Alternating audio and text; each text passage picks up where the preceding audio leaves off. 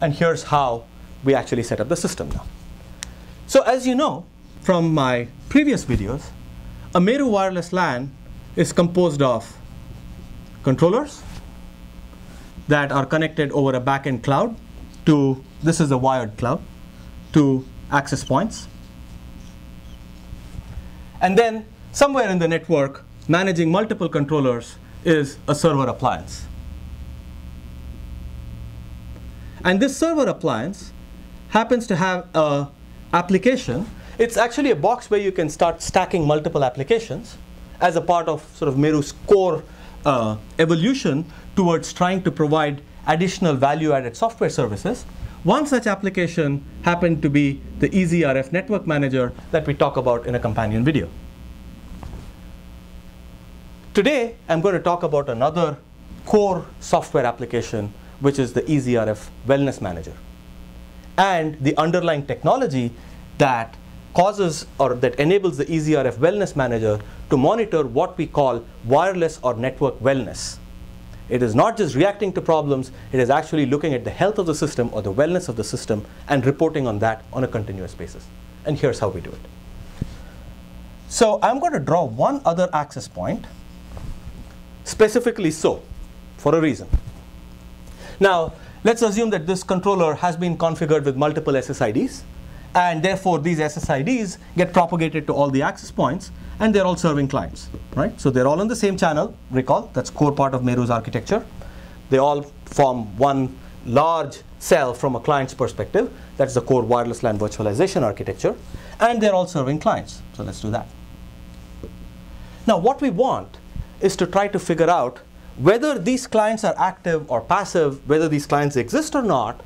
What we want is to make sure that the network is able to monitor end-to-end behavior. And we want to do that without adding any additional sensors to the network while inducing traffic proactively. So what we do is the following. I'm going to blow this up here so you can see more clearly what I'm trying to do here. This EasyRF Wellness Manager is really composed of two parts. There's a server side to it, and there's a client side to it. In addition to serving multiple devices, in other words, instantiating multiple virtual APs, if you see my companion video on the wireless LAN virtualization architecture, we also instantiate a virtual client. A virtual client is nothing but the client instantiation of an 802.11 client, which actually happens to be remoted from a central diagnostic server, or the EasyRF Wellness Manager. So the client behavior is controlled from here. The 802.11 state machine runs here. All the applications run here. So it is as though you have a client that's sitting here, somewhere in the backend network. However, we remote the client behavior and superimpose it on an access point that is already serving other clients. So that concurrent with serving all other clients, it also takes on the role of a client, meaning that now this virtual client aspect of this access point can start looking to join the network. So this virtual client does a probe to get into the network. It does an 802.11 authentication association like any other client would. And the beauty of the system is, notice that from the perspective of the rest of these access points, they cannot tell whether this virtual client happens to be a virtual client instantiated by this server on this access point, or happens to be a laptop that is co-located with this AP. It behaves exactly the same as any other client. It comes into the network, it does a probe, and again, following the companion video, you see how the network figures out which is the best access point to serve this virtual client. It happens to pick this one, and then it goes through all the 802.11 exchanges. It goes through 802.1x exchanges if that's what the SSID was about. It goes through DHCP. If there was captive portal, it goes to captive portal, and you actually establish a full end-to-end connection from this client to this controller, like you would with any real client. Once that's established, right here in the server, this client-side piece actually sends packets to the server-side piece. So the packet goes over the tunnel into the access point, through the virtual client role, through the access point here that's serving it, through the backend tunnel between this AP2 controller, this is a standard controller tunnel. Out here, this SSID got mapped onto some VLAN, goes through there, and then there is a backend network cloud from which it actually goes into the diagnostic server.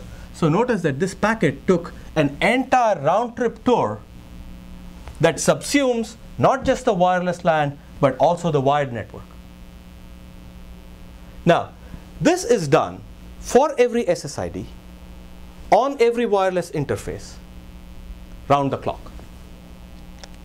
That basically means that 24/7, you have the ability to monitor every SSID on every wireless interface and channel supported by the system, and you establish an end-to-end path, not just a path between an AP and a controller, so that if there is a problem in RF, or there is a problem in the backend tunnel, or there is a problem with the radius server, or there is a problem with the VLAN mapping, or there is a problem in your backend network, we will catch it.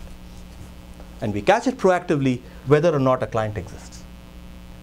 And notice that because all of these access points are on the same channel, this AP can serve and also host a virtual client at the same time, which means without requiring any additional sensors, we have been able to leverage the capabilities of the system itself in order to do self-monitoring while creating a full end-to-end loop.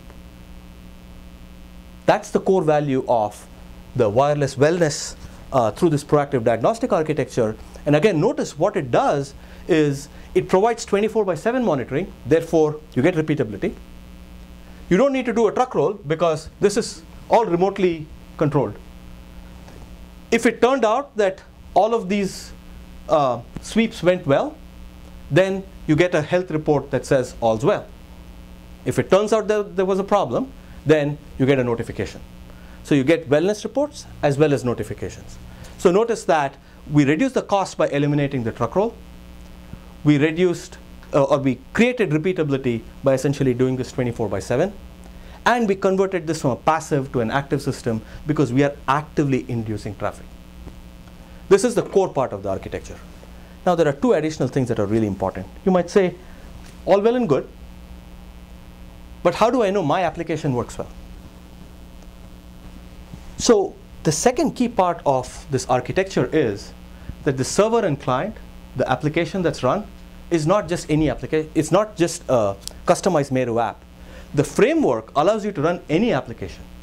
So the goal here is not just to talk about, are we able to provide basic connectivity, but it is about making sure that your application runs well. And the metrics that we check are for latency, for throughput, and for packet loss. There's one other key point you might ask, which is, so what happens if, or how do I define good, right? What happens if I have access points in, let's say, a conference room versus access point in a corridor? The definition of good and the definition of throughput required might be different in different locations. So you have the ability to actually run this during a quiet time and run baseline profiles and then compare 24/7 what's going on with respect to a baseline profile. So you don't even need to take the time to do a manual configuration of your base of good and bad.